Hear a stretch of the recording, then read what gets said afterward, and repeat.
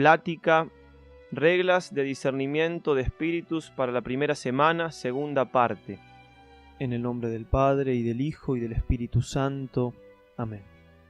Ven Espíritu Santo, llena los corazones de tus fieles, y enciende en ellos el fuego de tu amor. Envía, Señor, tu Espíritu, y serán creadas las cosas, y renovarás la faz de la tierra. Oh Dios, que habéis adoctrinado los corazones de tus fieles con las luces del Espíritu Santo, danos a gustar de todo lo recto y bueno según ese mismo Espíritu, y gozar para siempre de sus celestiales consuelos. Por Cristo nuestro Señor. Amén.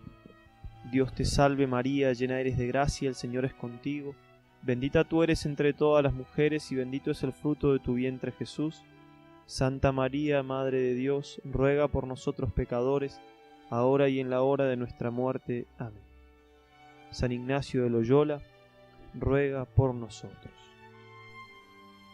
Continuando con las reglas de discernimiento, San Ignacio trata de la quinta a la novena regla sobre cómo debe actuar el alma en la desolación, la 10ª y la 11ª, acerca de cómo debe actuar en la consolación, y las últimas 3 sobre cómo actúa el demonio en las tentaciones. Vamos entonces a dividir esta charla, quizás un poco larga, pero que amerita el tema tan importante hacerlo así. Vamos a dividirla en 3. En primer lugar, entonces, cómo actuar en la desolación. Reglas de la quinta a la novena. Leemos el texto de la quinta regla. En tiempo de desolación nunca hacer mudanza, mas estar firme y constante en los propósitos y determinación en que estaba el día antecedente a la tal desolación, o en la determinación en que estaba en la antecedente consolación. Porque así como en la consolación nos guía y aconseja más el buen espíritu, así en la desolación el malo, con cuyos consejos no podemos tomar camino para acertar. Estamos en el número 318 del libro de los ejercicios. En la desolación los consejos vienen fundamentalmente del mal espíritu, y por tanto no debemos seguirlos. Por este motivo no hay que cambiar los propósitos anteriores. La desolación, diríamos, es una mala consejera, una pésima consejera. Precisamente el fin del mal espíritu es hacernos cambiar los buenos propósitos que hemos tomado. Con qué claridad a veces vemos durante los ejercicios espirituales, en una consolación que tenemos en ellos, los propósitos que tenemos que tomar, las resoluciones y los cambios, y pasado el tiempo, pasan los días, a veces nos olvidamos totalmente de lo que decidimos, o no es que nos olvidamos, sino que muchas veces lo dejamos de lado porque nos parece imposible, porque ya no estamos tan consolados como antes. La regla de oro entonces en la desolación, no hacer mudanza, ser constante, ni siquiera deliberar si tenemos que seguir haciendo lo que nos hemos propuesto o no, seguir adelante como hasta entonces. La desolación es una crisis experimental del amor. No es que no amemos más a Dios, sino que no lo sentimos ya eso. Y eso produce que uno también, como de la mano, vaya aminorando los propósitos si uno no está atento y no se mantiene firme. Porque no siente más ese amor a Dios que en la consolación lo sentía tan vivamente. Importa entonces mucho 2 cosas, la fortaleza y la constancia. Estemos seguros que tendremos desolaciones, y en la desolación el enemigo mucho va a bregar porque nosotros perdamos la fortaleza, que dejemos de ser constantes, pero hay que seguir, hay que perseverar. Con la gracia de Dios que, como dice San Ignacio, no se siente pero está, podemos seguir hasta el final. Hay 3 tipos de voluntades. Existe la voluntad impetuosa, que se lanza violentamente y se para al poco tiempo de comenzar. Hay otra que es enérgica, de esfuerzos más duraderos, pero que al fin cede también a la tentación. Y hay una tercera que es resuelta y constante, que a paso normal va caminando tranquilamente a su fin hasta llegar y concluir. Decía Bertolt Brecht, escritor alemán, una frase muy hermosa: hay hombres que luchan un día y son buenos, hay otros que luchan un año y son mejores, pero hay quienes luchan toda la vida, esos son los imprescindibles. da también el motivo San Ignacio por el cual debemos mantenernos firmes y no cambiar los propósitos que nos habíamos hecho. Dice, porque así como en la consolación nos guía y aconseja el buen espíritu, así en la desolación el malo, con cuyos consejos no podemos tomar camino para acertar. La desolación entonces ataca los propósitos que hemos hecho tanto en la consolación como también en el tiempo tranquilo, cuando el espíritu, el alma no es agitada ni de consolación ni desolación. Parece que San Ignacio alude a estos casos cuando cita alternativamente los propósitos y determinaciones. Por un lado dice del antecedente consolación o los del día antecedente a la tal desolación. Leemos en la Imitación de Cristo hermosamente en el libro 3, capítulo 6. Sería mucho provecho leerlo entero.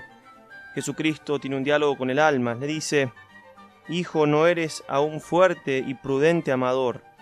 El alma, ¿por qué, Señor?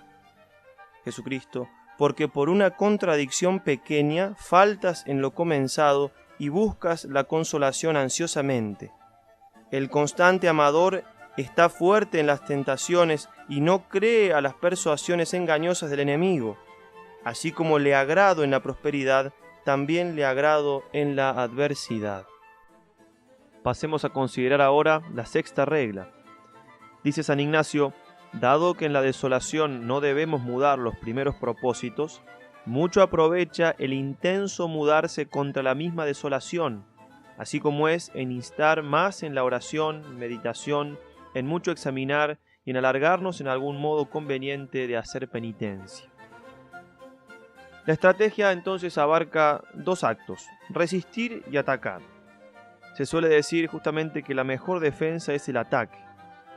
La regla anterior nos ha explicado cómo debemos resistir, valiéndonos de las virtudes de la firmeza y de la constancia. Esta otra nos enseña el modo de atacar tan propio de los ejercicios de San Ignacio. Provechosísimo, comenta el padre Casanovas, es no contentarse con resistir al enemigo y pasar resueltamente al ataque, porque esta táctica infunde valor al alma, agrada a Dios y al buen espíritu y desconcierta al demonio.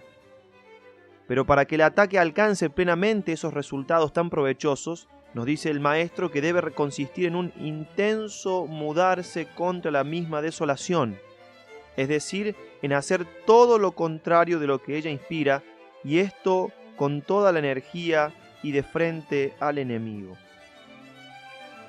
San Ignacio propone ya aquí algunos de estos actos que se pueden hacer, pone algunos ejemplos, y notemos bien que estos mismos actos están indicados como los principales ejercicios espirituales incluidos en la definición de los ejercicios en el número 1. Hablábamos en la regla anterior de que en la desolación no había que hacer mudanza. Ahora agregamos algo, sí, se puede hacer mudanza, pero la única mudanza, el único cambio que se puede hacer es contra la misma desolación. Por ejemplo, tengo tentaciones de cambiar el propósito, que era, por ejemplo, rezar media hora por día. Bueno, no solamente no voy a dejar de rezar, sino que voy a rezar un poco más, aunque sea un minuto, pero con ese minuto uno ya está haciendo lo que dice San Ignacio. Está haciendo la contra, el agere contra en la versión latina. Como Jesús en el huerto, oraba más y más, dice Lucas 22:43. San Ignacio señala algunos ejercicios que pone como ejemplos. Dice, instar más en la oración, meditación, en mucho examinar y en alargarnos en algún modo conveniente de hacer penitencia. Estas palabras las podemos tomar como paralelas de la anotación 13ª. Decía el santo, es de advertir que como en el tiempo de la consolación es fácil y leve estar en la contemplación la hora entera, así en el tiempo de desolación es muy difícil cumplirla. Por tanto, la persona que se ejercita por hacer contra la desolación y vencer las tentaciones, debe siempre estar alguna cosa más de la hora cumplida, porque no solo se avese a resistir al adversario, más aún a derrocarle. Fácil es entender y hacer esto y decirlo cuando uno está consolado. Muy difícil es practicarlo en el momento de la prueba, en la desolación. Pero es la única forma de no ser una especie de veleta manejada por el viento de nuestros caprichos y de las tentaciones. Cuesta, sí, no hay duda, pero, como dicen, para las cosas difíciles se han hecho los grandes hombres. Continuemos ahora con la séptima regla. Dice el santo: el que está en desolación considere cómo el Señor le ha dejado en prueba en sus potencias naturales, para que resista a las varias agitaciones y tentaciones del enemigo, pues puede, con el auxilio divino, el cual siempre le queda, aunque claramente no lo sienta. Porque el Señor le ha abstraído su mucho fervor, crecido amor y gracia intensa, quedándole sin embargo gracia suficiente para la salud eterna. En las reglas precedentes nos ha dado San Ignacio las leyes de la estrategia para resistir y atacar y derrocar al enemigo. Pero reparando el santo en que todas ellas recibían su fuerza del esfuerzo de la voluntad, precisamente cuando la pobre se halla desamparada de la consolación y atacada por la desolación, quiere ahora el santo justamente vigorizar nuestro entendimiento con verdades claras y seguras, que sirvan de fundamento solidísimo al esfuerzo de la voluntad. Esto es lo que hace en esta regla y en las dos siguientes. La recta noción de la desolación que tenemos que tener es que Dios las permite para nuestro bien y aprovechamiento, para probar nuestra fidelidad y para que venzamos nosotros y derroquemos al enemigo. A este fin Dios deja al hombre reducido a sus potencias naturales, pero sostenido en realidad, aunque de modo sensible no lo perciba, por el auxilio divino de la llamada gracia suficiente, quitándole empero las sobreabundantes gracias del mucho fervor, crecido amor e intensa caridad. Nada hay por lo tanto en la desolación tal como Dios la quiere que no sea recto y santo, pues el proceder del Señor se limita a retirar los dones extraordinarios de la consolación, dejando al alma con solas sus fuerzas naturales y con la gracia sobrenatural suficiente para salvarse y poder resistir a las mociones diabólicas, y todo esto con la única intención de probar nuestra fidelidad y vencer a nuestros enemigos. Por eso, esta regla nos llama a tranquilizarnos. Estamos desolados, tranquilos. Nada se le escapa a Dios, si Dios lo permite, es para nuestro bien. Y dos cosas acá está atacando San Ignacio para vencer la pusilanimidad. La pusilanimidad de una persona se engendra y crece. Por un lado, si la persona se siente impotente, si no puedo, no soy capaz, esto me supera. Y por otro lado, si la persona siente que Dios la ha abandonado. Entonces, por un lado hay que constatar de que es una prueba, no es un abandono. Dios sigue estando. Leemos en el libro de Job 12:13, porque eras acepto a Dios, por eso fuiste tentado. Y no solamente Dios no se ha ido, sino que me está probando porque soy acepto a Él.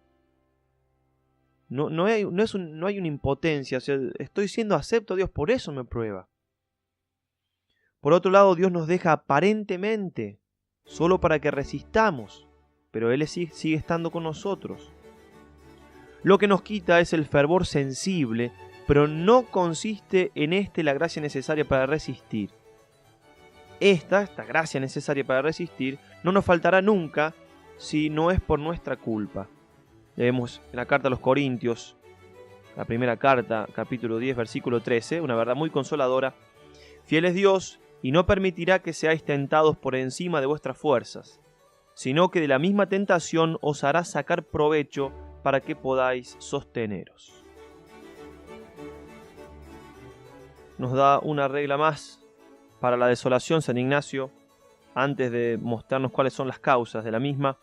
Dice la octava: el que está en desolación trabaje de estar en paciencia, que es contraria a las vejaciones que le vienen, y piense que será presto consolado, poniendo las diligencias contra la tal desolación, como está dicho en la sexta regla. Nos da a conocer con esta regla el santo la ley que tiene ordinariamente la divina providencia en el tiempo de nuestras desolaciones, y es la siguiente: cuando el hombre lucha fiel y esforzadamente contra la desolación, sujetándose a las normas de la sexta regla, o sea, no solamente a resistir, sino a hacer ayer contra, hacer la contra, no se hace esperar mucho la consolación.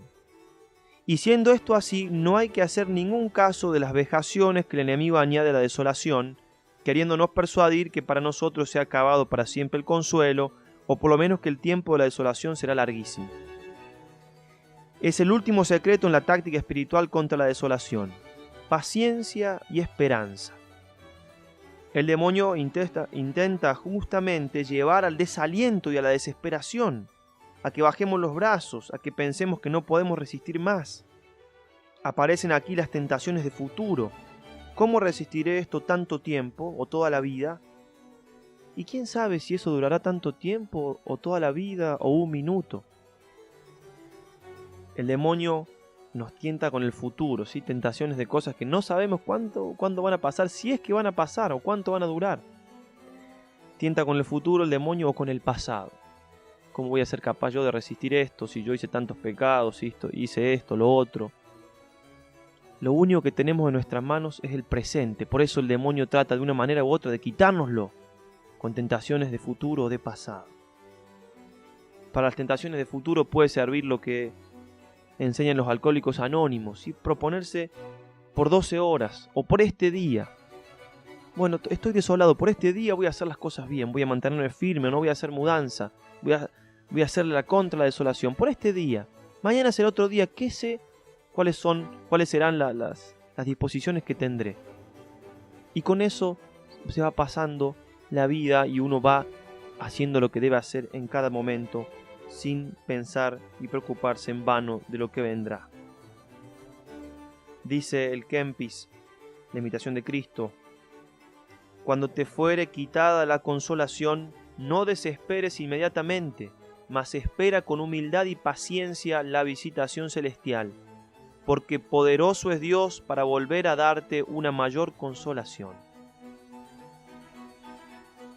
En la última regla referente a la desolación, la regla 9, San Ignacio trae las causas de la misma. Dice: 3 causas principales son porque nos hallamos desolados. La primera es por ser tibios, perezosos o negligentes en nuestros ejercicios espirituales, y así por nuestras faltas se aleja la consolación espiritual de nosotros. La segunda, por probarnos para cuánto somos, y en cuánto nos alargamos en su servicio y alabanza, sin tanto estipendio de consolaciones y crecidas gracias. La tercera, por darnos vera noticia y conocimiento, para que internamente sintamos que no es de nosotros traer o tener devoción crecida, amor intenso, lágrimas, ni otra alguna consolación espiritual, mas que todo es don y gracia de Dios nuestro Señor. Y porque en cosa ajena no pongamos nido, alzando nuestro entendimiento en alguna soberbia o gloria vana, atribuyendo a nosotros la devoción o las otras partes de la espiritual consolación. Para que nuestra inteligencia se mantenga firme en los tiempos de consolación y desolación, San Ignacio ofrece en esta regla el último apoyo, dándole conocimiento de las causas que de ley ordinaria ocasionan la pérdida o desaparición de la primera, causas que unas veces proceden de Dios y otras de nosotros mismos. No puede negarse que era necesario aclarar este punto, porque siendo la consolación obra principalmente de causas externas y superiores a nosotros, podría creerse que era esta una lucha fatal y que los hombres que se dan a la vida espiritual eran como juguetes del bueno o del mal espíritu. La presente regla, por tanto, apunta a mostrarnos 3 causas, pero no como únicas, sino como las principales en la vida ordinaria. Las otras causas secundarias fácilmente se reducen de esta primera, de estas principales, y las causas que son extraordinarias llevan la razón de ser en sí mismas. Notemos, antes de pasar a cada una de las causas, que San Ignacio habla de las causas referentes a la desolación. No habla de la consolación porque el motivo por el cual estemos consolados viene directamente de Dios, por eso no requiere demasiado estudio ni tratamiento. La primera, entonces, causa por la cual podemos estar desolados es por ser tibios, perezosos o negligentes en nuestros ejercicios espirituales, dice el santo. En esta misma primera semana nos ha dado San Ignacio unas adiciones para mejor hacer los ejercicios y para mejor hallar lo que se desea, en el número 73. El mejor hacer y el mejor hallar, justamente, es lo opuesto a ser tibios, perezosos o negligentes en nuestros ejercicios. Por consiguiente, la primera causa de hallarnos desolados es nuestra tibieza, pereza o negligencia en cumplir las adiciones con aquella amplitud e intensidad que San Ignacio se proponía. No olvidemos tampoco aquella disposición esencial con que debemos comenzar y continuar los ejercicios, es decir, que en todo lo posible deseamos aprovechar, como está en el número 20, y también en el número 5, con grande ánimo y generosidad. Y esto que San Ignacio comenta de los mismos ejercicios se aplica a nuestra vida y lo podemos comprender de modo muy sencillo.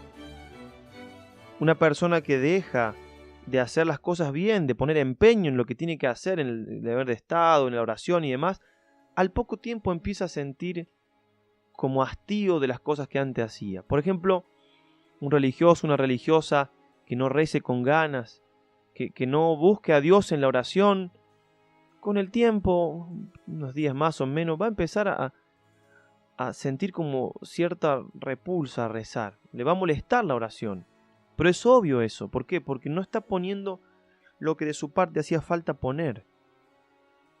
Nos deja claro en esta regla entonces San Ignacio que es imposible que se nos entre en el alma la tibieza espiritual si nosotros hacemos las cosas con el espíritu deseando y queriendo todo para mayor gloria de Dios. Hablamos de tibieza, que es una especie de desolación causada por nuestra flojedad. Otros tipos de desolación, como vemos ahora en las otras dos reglas, sí pueden venirnos al alma, sin que haga falta que de nuestra parte hayamos aflojado en alguna cosa. La segunda causa de nuestras desolaciones, dice el santo, es por probarnos para cuánto somos y en cuánto nos alargamos en su servicio y alabanza sin tanto estipendio de consolaciones y crecidas gracias. A los comienzos, por ejemplo, de la conversión de una persona, Dios, que la conoce perfectamente y sabe que ha estado entregada quizás a la vida y al goce de los sentidos, suele regalarle muchos consuelos para ayudarla a no volver a la vida de pecado. Esos consuelos, de a poco, cuando la voluntad se va haciendo más firme en el bien, Dios los va quitando, los va sacando. Como a un niño, por ejemplo, que se le pide que haga una cosa buena y muchas veces el papá, la mamá le da un dulce, un caramelo, le da un premio para que... Bueno, pero cuando se hace más grande no hace falta ya eso. Tienen que entender que las cosas buenas hay que hacerlas por más que no se sienta a gusto o que no se tenga un regalo. Así en la vida espiritual también pasa lo mismo. Por eso es propio de un novicio, de una novicia, tener un fervor especial, un consuelo sensible que Dios le regala para ayudarlo a romper con ese mundo del cual viene. De ahí la frase de San Bernardo, semper ero novitius, siempre seré novicio.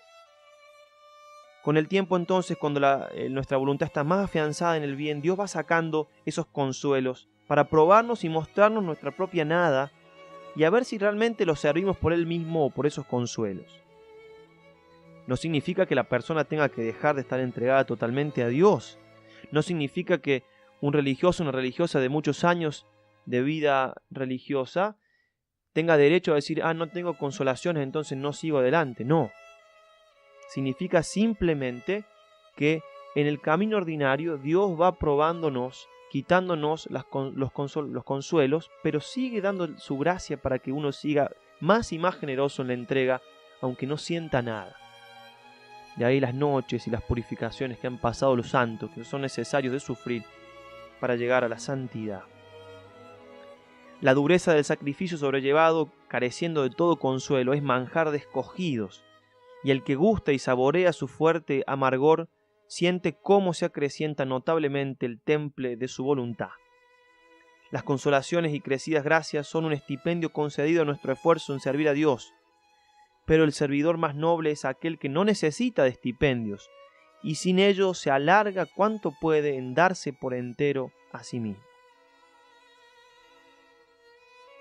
La tercera causa, dice el santo de Loyola, por darnos vera noticia y conocimiento, para que internamente sintamos que no es de nosotros traer o tener devoción crecida, amor intenso, lágrimas ni otra alguna consolación espiritual.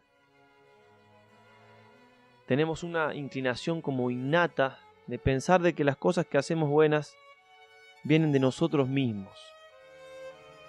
Dice San Pablo que no podemos decir ni siquiera que Jesucristo es el Señor si el Espíritu Santo no nos está asistiendo.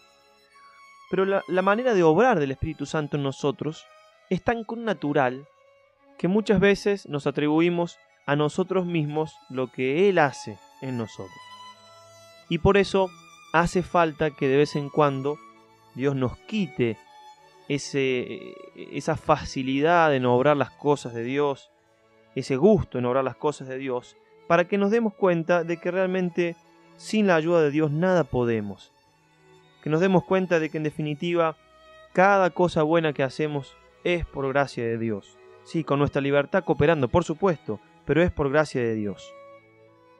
Cuando perdemos todo en un momento sin que sean parte para conservarlo nuestros esfuerzos, entonces conseguimos la vera noticia y conocimiento y llegamos incluso a sentir internamente que la consolación no es cosa nuestra, sino don y gracia exclusiva de Dios nuestro Señor. Con esto queda desechada una de las enfermedades espirituales que más aborrece Dios y mayores daños nos causa a nosotros, a saber, la soberbia o vanagloria de nuestro entendimiento, empeñado en que son obra nuestra las gracias de la consolación. En resumen, con respecto a estas tres causas de la desolación, cuando estamos desolados, si no somos conscientes de habernos relajado en la vida espiritual, y ojo aquí con los escrupulosos, si hay duda y somos escrupulosos, entonces tampoco nos hemos relajado. Entonces, si no nos hemos relajado, si hemos sido fieles a la vida espiritual, como venimos diciendo, podemos recibir la desolación con la alegría de que Dios la permite para nuestro bien y aplicar las demás reglas que venimos comentando. Si nos damos cuenta que nos hemos relajado, entonces será hora de poner también intensamente más fuerza en volver al redil, a volver a la intensidad en el amor a Dios, en la entrega total de nosotros mismos. Pasemos ahora al segundo grupo de las reglas que tratamos en esta charla, las reglas que da San Ignacio correspondientes a la consolación, la 10ª y la 11ª. Dice el santo en la regla 10ª: la 10ª, el que está en consolación piense cómo se habrá en la desolación que después vendrá, tomando nuevas fuerzas para entonces. Estamos en el número 323. Interesante, San Ignacio da solamente 2 reglas para la consolación y además son bien cortitas, bien sencillas. ¿Por qué? Porque en la desolación justamente es difícil pasar adelante y por eso tiene que dar muchas reglas y largas. En la consolación es como que todo sonríe, todo está de manera tal que a uno no le cuesta ir adelante. Entonces no hace falta dar demasiadas reglas para aprovecharse de este tiempo. Lo primero a lo cual hace referencia San Ignacio es que no debemos imaginarnos que la consolación ha de permanecer todo el tiempo en nuestra vida, ni tampoco hay que detenerse demasiado en ella, sino que debemos prepararnos porque al día sigue la noche y a la noche el día. Debemos entonces robustecernos y estudiar la táctica de combate, hablando con palabras ignacianas, para emplear en la lucha esta que nos toca de nuestra vida espiritual. Dice la imitación de Cristo: se nos da la consolación divina para que nos fortifiquemos para resistir las adversidades, y se sigue la tentación para que no envanezca del bien. En la segunda carta de los Corintios, capítulo 1, versículos del 3 al 4, leemos: bendito sea el Dios y Padre de nuestro Señor Jesucristo, Padre de las misericordias y Dios de toda consolación, que nos consuela en toda tribulación nuestra, para poder nosotros consolar a los que están en toda tribulación mediante el consuelo con que nosotros somos consolados por Dios. Esos que están en toda tribulación, como dice la Escritura, podemos ser nosotros mismos en el momento de la prueba. Así nuestro Señor a los mismos 3 apóstoles, Pedro, Santiago y Juan, que consoló en el monte Tabor, luego los probó en Getsemaní, donde lamentablemente no resistieron y se durmieron. Hay una relación entonces entre la prueba y el consuelo, entre el consuelo y la prueba. Dios nos consuela entonces, nos manda alivio, fuerzas nuevas para seguir adelante. Y además Dios se comunica con nosotros en la consolación. La consolación es el modo ordinario por el cual Dios quiere hablar con nosotros. Ordinariamente no se lo oye hablar a Dios al oído. Algunas personas tienen ese don de Dios, pero no es el modo ordinario por el cual se comunica con nosotros. Hay santos, grandes almas de vida espiritual intensísima que nunca han escuchado, pero ni siquiera decir una jota a Dios, porque no es el modo ordinario. Dios nos habla interiormente. Dios nos habla por las consolaciones. Por eso es importante que después de una consolación, y para esto nos va a ayudar mucho la regla de la segunda semana, uno como que la analice, a ver, bueno, ¿qué quiso Dios decirme con esta consolación? ¿Cómo hago para traducir esta consolación en un concepto? A ver, me dio ánimo, pero ¿en qué sentido? ¿Qué cosa de mi vida espiritual está tratando de fortalecer? Para que cuando uno vaya a la desolación otra vez, que va a llegar el momento, uno le sea más fácil consolarse o tener el recuerdo de, bueno, ahora me parece que no puedo hacer nada bien, pero Dios poco tiempo atrás me dijo que sí, me dijo que iba a salir, que iba a poder progresar por medio de la consolación. San Ignacio, dice el padre Casanovas, en todas las reglas de discreción de espíritu que dictó, sobreentiende una norma práctica, expresada alguna vez claramente, y es esta: que el tiempo de la consolación verdadera es la hora en que nos habla el buen espíritu. Es importante esto y requiere una actitud interior de examen de las consolaciones, de vida espiritual profunda, de aprovechamiento de todo lo que viene de Dios. La regla 11, dice el santo: el que está consolado procure humillarse y abajarse cuanto puede, pensando cuán para poco es en el tiempo de la desolación sin tal gracia o consolación. Por el contrario, piense el que está en desolación, que puede mucho con la gracia suficiente para resistir a todos sus enemigos, tomando fuerzas en su Creador y Señor. Es interesante notar que en medio de la regla de la consolación vuelve otra vez San Ignacio a hablar de la desolación. Justamente como decíamos, porque es lo más difícil de pasar, el momento más difícil de superar. Toda esta regla se puede resumir en 2 palabras. Por un lado, humildad, mirando a nuestra miseria, y por otro lado, valor, apoyándonos en la gracia de Dios. Humildad, recordando la desolación, ¿no?, por tan gran miseria como la nuestra, que nos es tan bien conocida y que acabamos de experimentar en la pasada desolación al vernos a oscuras, turbados, inclinados a las cosas bajas, sin esperanza y sin amor, tibios y perezosos, tristes y apartados de Dios.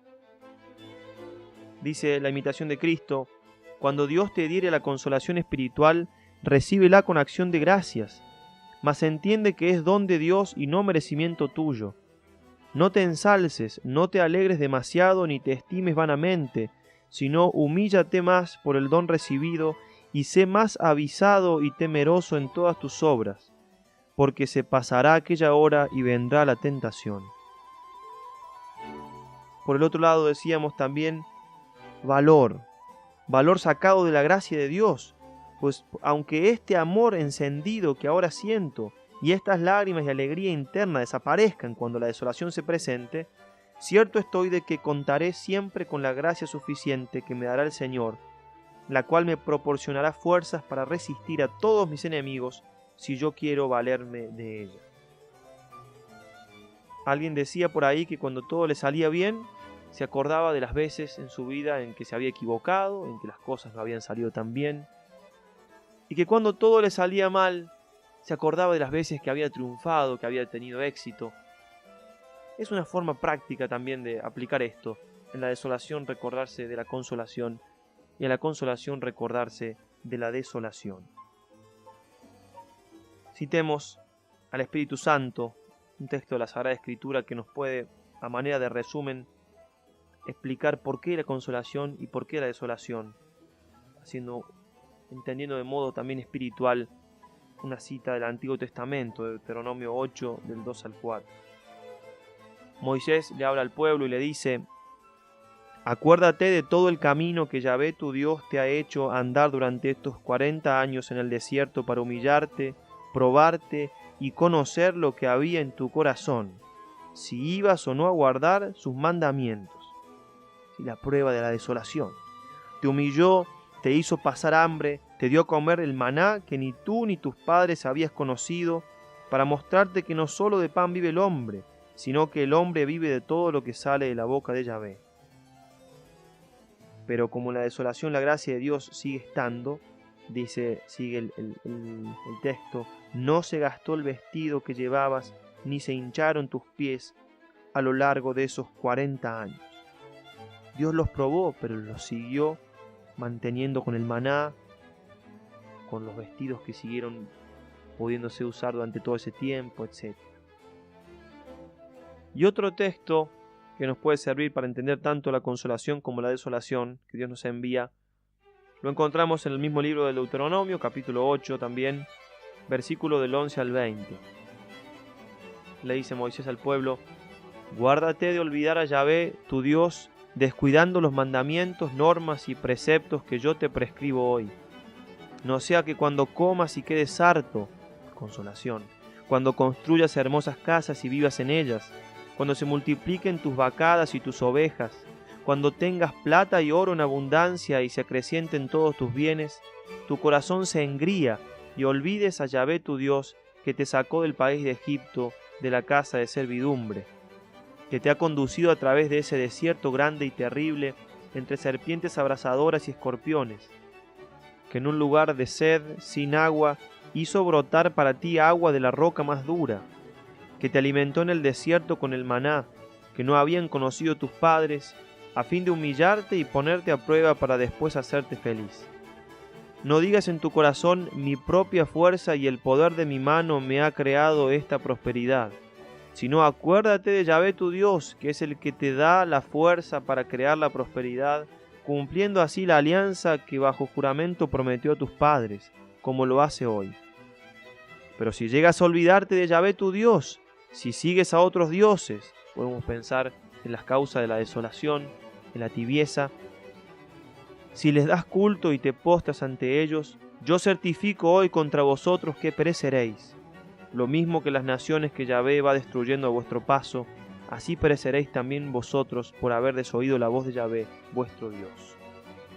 La desolación de alguna manera es un sentirse perecer. Dejadas estas reglas, pasemos a las últimas tres, donde San Ignacio nos muestra de una manera bien gráfica y bien fácil de entender cómo es que actúa el diablo en las tentaciones con las cuales nos acomete. Las tres reglas que abarca, comenta Casanovas, son las únicas páginas del libro de los ejercicios que con razón pueden calificarse de literarias. Fuera de ellas, en todo lo demás del libro, San Ignacio solo se preocupa de ser lo más claro y exacto posible, conteniéndose en una pobreza de palabras austerísima. Aquí, sin que esa su claridad y exactitud pierdan un punto, es rico de expresión y pintoresco en las imágenes, reminiscencia cierta de aquellas sus lecturas caballerescas y de su vida cortesana y militar.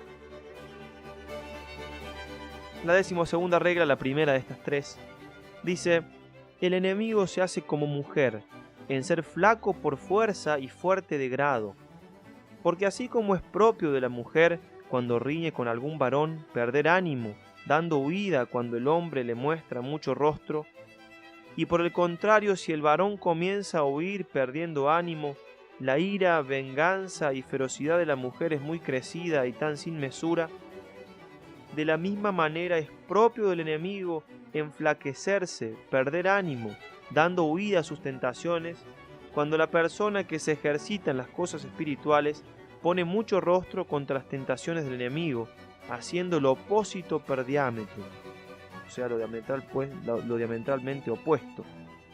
Y por el contrario, si la persona que se ejercita comienza a tener temor a perder ánimo en sufrir las tentaciones, no hay bestia tan fiera sobre la haz de la tierra como el enemigo de natura humana en prosecución de su dañada intención con tan crecida malicia.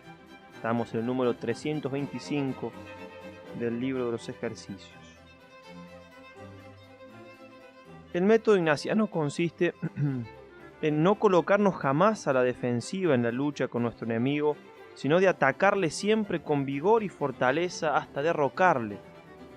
Las razones en que se apoya este método son todas de la más alta y segura estrategia, y traen también su origen de aquel gran espíritu y liberalidad que nos recomendó al emprender esta lucha, ya por el número 5, grande ánimo y liberalidad, pedía San Ignacio para el ejercitante.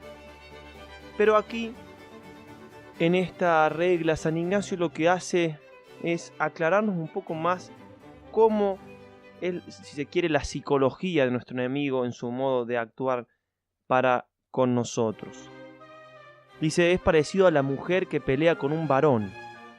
Él es débil ante la fuerza, el diablo, y fuerte ante la debilidad y los halagos.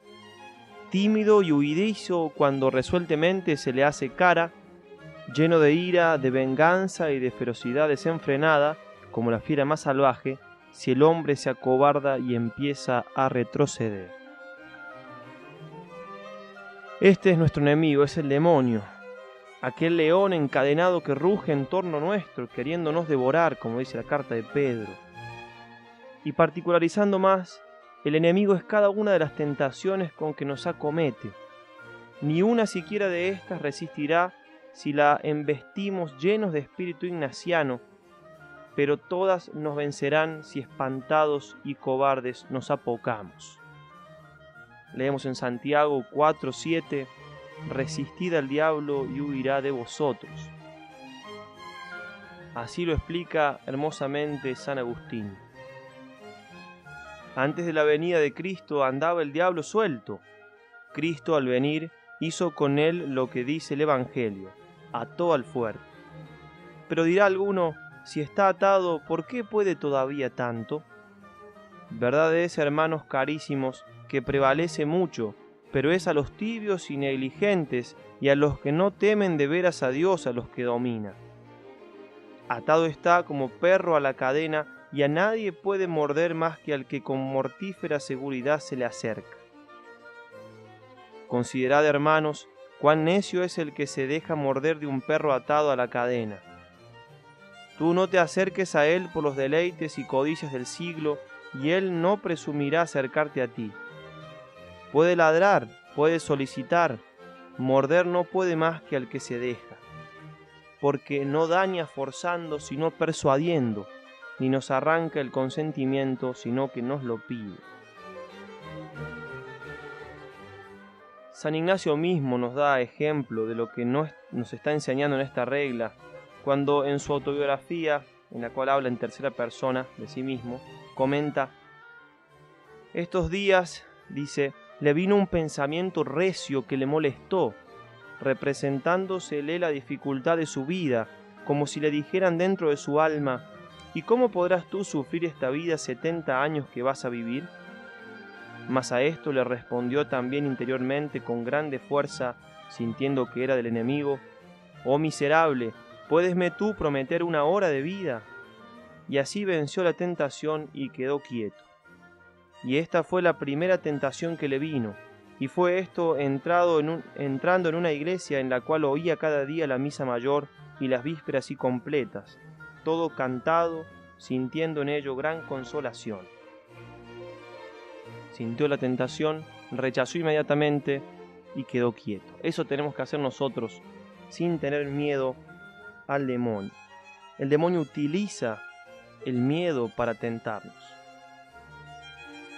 Hablando del miedo y de las tentaciones, dice San Juan de Ávila: claro es que pues todo el ardid de su guerra, hablando del demonio, sea por vía de miedo, las armas principales que hemos de tener son un esfuerzo del corazón confortado, no con nuestra confianza, sino con la esperanza esforzada en nuestro Señor.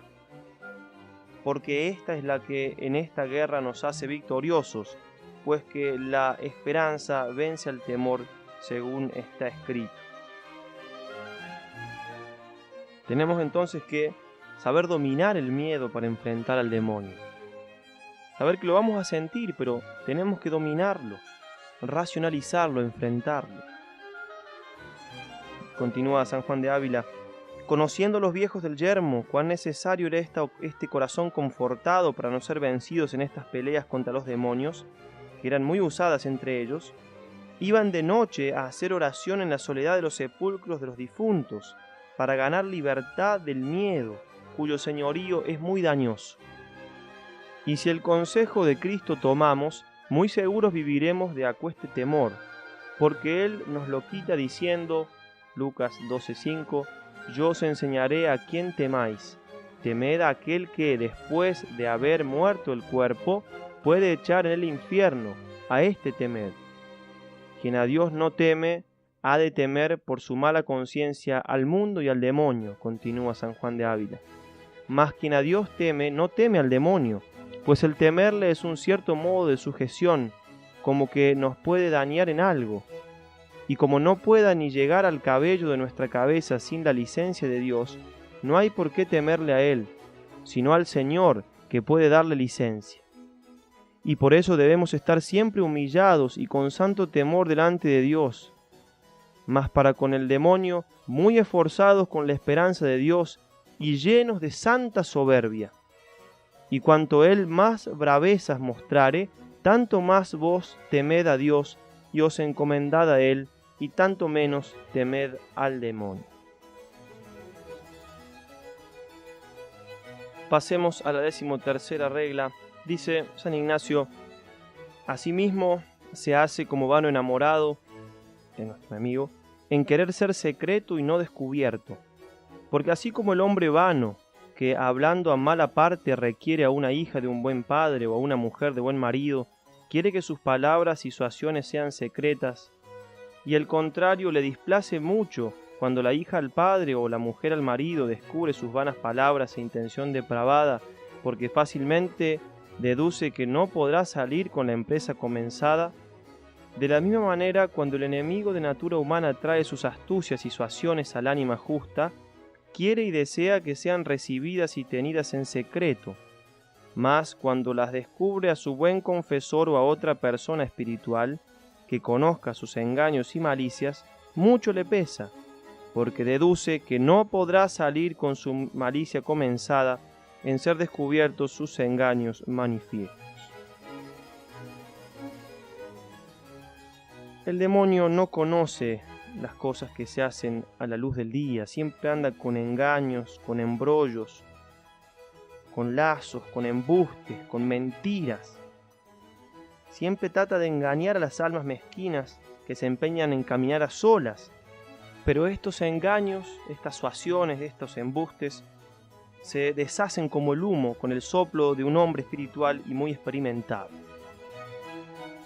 Los incipientes, los que recién comienzan su vida espiritual, carecen de esta experiencia y como niños se han de guiar de la mano de sus padres. Por esta razón ha querido la divina providencia que así como en la vida material nuestra educación corre a cargo de nuestros padres naturales, también en la sobrenatural debemos ser educados por nuestros padres espirituales.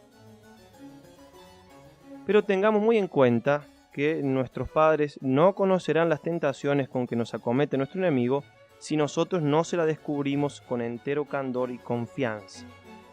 De aquí que toda la perfidia del demonio esté en cerrarnos la boca y en persuadirnos que vamos bien, solos. Esas sugestiones para que callemos nacen de vergüenza, encogimiento, temor vano, algunas veces también presunción, suficiencia y mezcladas también un poco con soberbia. A veces incluso se da un poco más en los hombres que en las mujeres. Nos parece a veces que consultar algo es como cosas de mujeres, como no tener fuerza, como no saberse valer por sí mismo. Engaños. Rechacemos, pues, resueltamente esos fantasmas, abramos el corazón y huirá el enemigo y la tentación se desvanecerá. Hay que recordar siempre: tentación declarada, tentación ganada. Hay que manifestar al director todas las insinuaciones, las que son malas y las que parecen buenas, para discernir. El demonio engaña fácilmente al incauto, incluso bajo apariencia de bien. Santa Catalina de Bolonia cuenta que el demonio se le apareció muchas veces en forma de Cristo crucificado, recomendándole que obedeciese ciega y prontamente. Pero de vez en cuando y bajo especie de mejor bien, le sugería muchos juicios contra el mandato del superior. Y ella hubiese sido engañada si, llena de desconfianza en sí misma, no hubiese manifestado cuánto le pasaba a su superior. De esta regla podemos deducir la importancia que tiene la dirección espiritual. Ponemos unas breves citas de esto. Hay un archivo que lo acompaña, de lo cual pueden leer un poco más al respecto. Se lee en los apotegmas de los padres del desierto: he visto a monjes que, después de muchos años de trabajos, cayeron y llegaron hasta la locura por haber contado con sus propias obras y no haber aceptado el mandamiento de Dios que dice: interroga a tu padre y te lo enseñará. Deuteronomio 32:7. San Paladio decía en la Historia Lausíaca: los que están faltos de dirección caen como las hojas que empuja el viento sin rumbo fijo. Unos siglos más tarde llegaba a decir San Bernardo: quien se constituyese en maestro y director de sí mismo se haría discípulo de un necio. No sé qué pensarán los demás sobre esto, mas de mí sé deciros, por propia experiencia, que me es mucho más fácil dirigir a muchos otros que a mí mismo. Igualmente enseñaba San Vicente Ferrer: nunca Jesucristo otorgará su gracia, sin la cual nada podemos hacer, a quien, teniendo a su disposición un varón capaz de instruirle y dirigirle, desprecia esta ayuda, persuadido de que se bastará a sí mismo y de que encontrará por sí solo lo que es útil para su salvación. Y añade en el mismo lugar que, por el contrario, quien tuviere un director al cual obedezca sin reserva y en todo, llegará mucho más fácilmente y pronto que por sí solo, aunque fuera de ingenio muy despierto y tuviere a mano sabios libros de materia espiritual. Y se podría seguir citando muchos santos: San Juan de la Cruz, Santa Teresa de Ávila, San Juan de Ávila, etc. Por último, se puede deducir algo más de esta regla. Nosotros somos hijos de la luz, lo leemos en Efesios 5:8, y así tenemos no solo que pensar, sino también que proceder en todo lo que hacemos. Todo lo que es encubierto sin necesidad no puede venir de Dios. Puede haber personas o grupos que se dicen católicos, pero que trabajan con mentiras, ocultos, o bien nunca comentan a nadie lo que hacen, ni siquiera al director espiritual.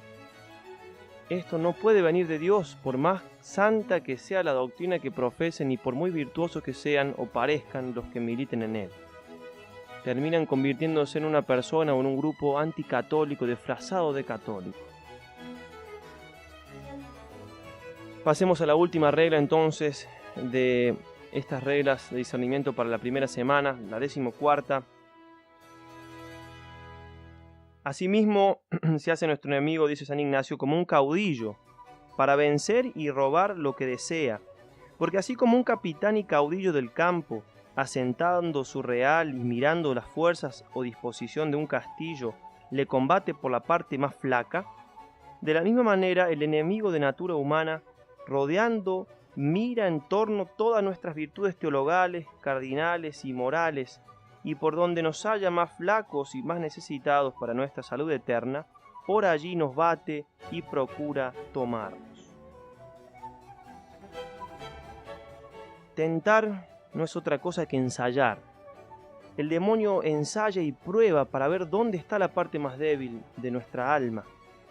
No nos tienta a todos por el mismo lado. Eva cayó, por ejemplo, por la soberbia, Caín con la envidia, Salomón por la lujuria, Judas por la avaricia, Pedro por el respeto humano. Como caudillo, dice San Ignacio, Mira las fuerzas o disposición del castillo de nuestra alma. Eso se llama estudiar al enemigo, como los directores técnicos de fútbol ven los videos o tienen espías que miran los partidos del adversario. El enemigo de natura humana rodeando mira en torno todas nuestras virtudes teologales, cardinales y morales. Nos conoce al derecho y al revés, como si tuviera una historia clínica o un historial de cada uno. Sabe cuándo fue la primera tentación y de qué, cómo respondimos a ese ataque, las veces que caímos y en qué pecamos y con qué personas o en qué circunstancias. Todo eso que nosotros fácilmente olvidamos, Él lo tiene todo registrado.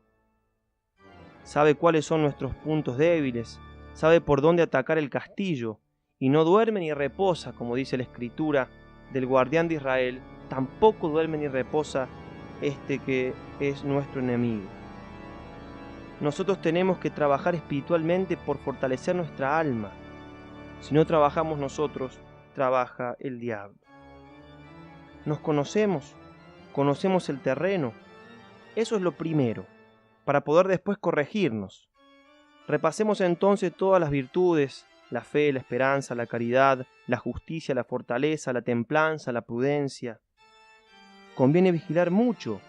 Si supiera el padre de familia por dónde va a entrar el ladrón, vigilaría para que no le saquearan la casa. El diablo va tanteando, va punzando. Tiene todo el tiempo del mundo para estudiarnos bien y atacar en el momento oportuno. En eso es un maestro, es su especialidad. Por donde nos encuentra más débiles, por allí nos asalta. Precisamente es uno de los modos que tenemos para darnos cuenta de cuál es nuestro defecto dominante o cuáles son nuestros puntos más débiles. Son los aguijones de cada uno, que cada uno debe cuidar con la gracia de Dios para que no nos derrote.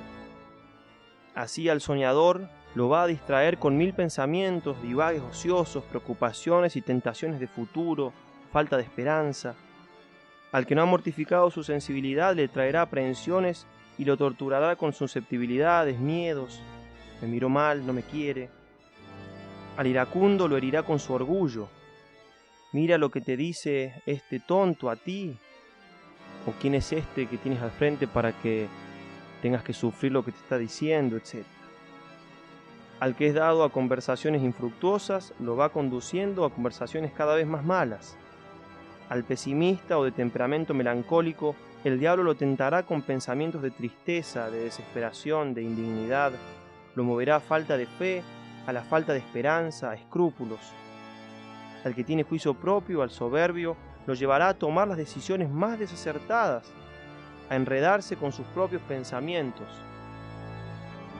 Por eso cada uno debe examinarse de acuerdo a los temperamentos, al carácter, a los pecados de la vida pasada, a las inclinaciones, a los gustos, a los apegos o los desórdenes, por pequeños que sean.